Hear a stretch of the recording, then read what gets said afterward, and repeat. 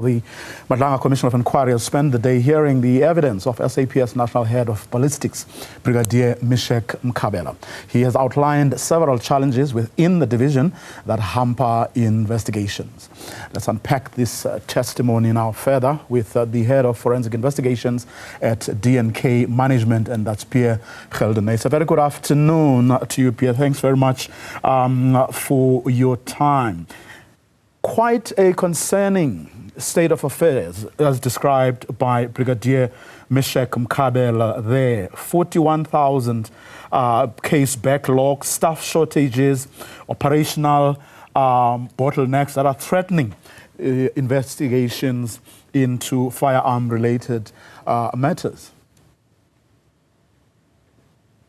Afternoon, Buyo, and yes, you sum it up correctly. And if we listen to what the Brigadier is saying, and we take it on face value, he's accounting most of the problems to just a lack of manpower. And I think the problem goes far beyond just a lack of manpower. He continued to describe that, you know, they have these workstations, and there's the main office in Pretoria that caters for 6 different provinces. And I asked myself while listening briefly here and there throughout the day to him speaking and testifying there, that how can you expect 6 different provinces to send all of their cases to one office where there is, according to his own words, half of the staff that should be there?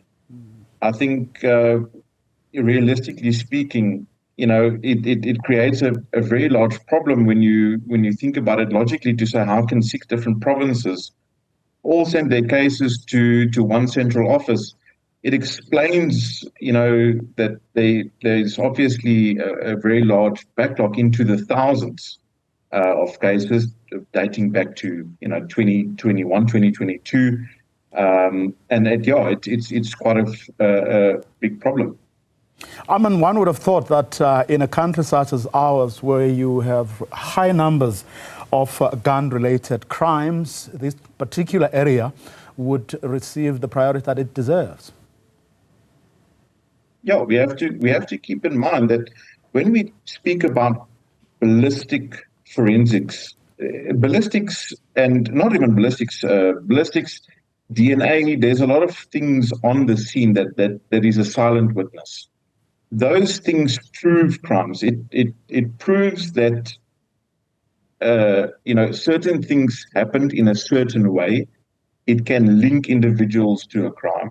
And when you weigh the importance of ballistic evidence, especially in our country, where the amount of firearm-related crimes is through the roof, illegal guns are through the roof, and when you take into consideration what is busy happening at the commission, where the entire focus of the commission is centered around this political killing stars team, it involves firearms, it involves crimes being committed. You have to take a step back and say, but if we don't have the capacity, even on, you know, station level, to respond to 10,111 phone calls, how then more so are we going to have the capacity at a head office that is supposed to do analysis on these thousands and thousands of killings, attempted murders, cash in transit robberies, any crime that involves a firearm or a cartridge that is left on the scene? How can we expect successful prosecutions in the country when we hear today now that there's more than 40,000 cases at a backlog? It's concerning. Now, I mean, Brigadier Mkhabela was at pains denying, tempering, attributing the problems he admitted to mistakes, and Advocate Chaskelson making the point that we are all sitting in an unfortunate position where ballistic reports have been changed or altered without any explanation. Doesn't it go without saying that, I mean, given you know, the tendency of, or what this commission is in fact about, investigating whether these criminal networks have infiltrated the police, the South African Police Service. Doesn't it go without saying that if you have a system like the one Brigadier Mkhabela described, then they are going to make every effort to frustrate the efforts of the police with their mega resources to actually get to the bottom of the cases that they're investigating? It's a very fair point to make, and I recall General Mkhabela saying that one of the tactics that the SAPS uses, and he was asked this question to say, why are certain individuals only being charged with one specific crime? And the one example that General Mkhabela mentioned was that an individual might be arrested for the possession of an illegal firearm or for the possession of unlicensed ammunition. Now, if that is at the point in time, the state's only evidence against that individual whilst the case is being investigated, then tampering with the one and only thing that is holding that, accused in a holding cell or awaiting trial, if they can then tamper with the one thing that he is arrested for and prove that the gun that you found on me is not related to the crime that you alleged I committed, then the case will be thrown out. So I have no reason to doubt that there could be foul play in these reports. There are certain questions that the Brigadier today couldn't even answer to. He straight as said, I don't have an answer for you. And I think some of the questions are tough, and it would be silly to assume that these things are not possible given the extent of witnesses that we've heard so far in the commission, the extent that the rot goes up to the minister. I wouldn't be surprised if there's certain things and certain people that are arrested for a specific thing. If only you could tamper with the report that comes out, then you're a free man. The case will not continue. I don't know how much, a lot was said about this IBIS system. I don't know how much you know about it and whether you believe that it is the best that there is. But Brigadier Mkhabela seems to be swearing by it. My technical knowledge on the system is very limited. I understand, or I assume that I understand certain functions on how it would operate.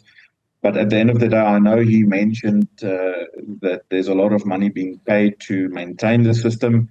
There's a lot of money being paid to update licenses and to keep it running.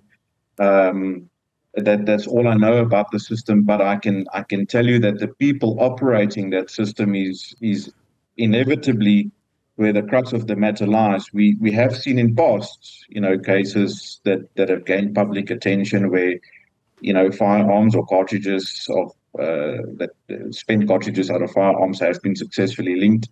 We've seen testimony given to that effect. So there's nothing up until this point that would say to me that there's a problem with, it's a software problem. We need better software to do this. I think it's a corruption problem. It's a manpower problem. It is a problem that has been growing like a cancer for the past 20, 25, 30 years. And if they don't do something about the problem, it's that backlog and this whole problem is just going to keep growing, and it's going to get worse. We now see cases sitting, awaiting trial and awaiting evidence according to the Brigadier up until 2022. Now, I'm very certain of the fact that that backlog hasn't been created in the past 3 years. This is a backlog, and it's a child that was born out of many different things that has been not maintained, that has gone wrong, not been upkept for the past 20, 30 years. And if we don't focus on fixing those issues, our problem as we sit here and what we are talking about is going to explode exponentially. It's just going to get worse. Pierre Gildenhuys, let me thank you very much for your time, Head of Forensic Investigations at D&K Management.